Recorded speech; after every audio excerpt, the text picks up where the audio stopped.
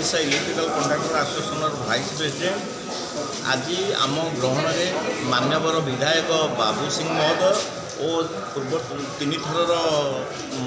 BJP प्रार्थी BJP organisation जे head आमर area Jagannath बाबू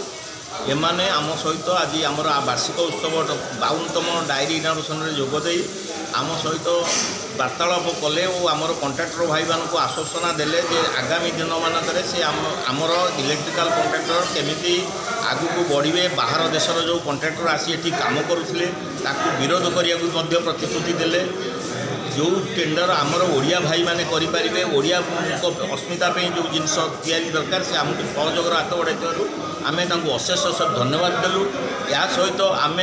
चिंता करुचु जे आमर कॉन्ट्रैक्टर भाई केमी भाई उपरे 10 जन 15 जन लेखें परिवार निर्भर कर तेणु ये बाहर कॉन्ट्रैक्टर नक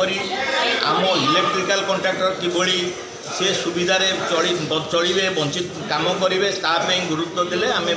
बहुत उपकृत हबू आम चाहूँ जे मोदी सरकार जो सरकार को आसला आम कथा समस्ते शुणा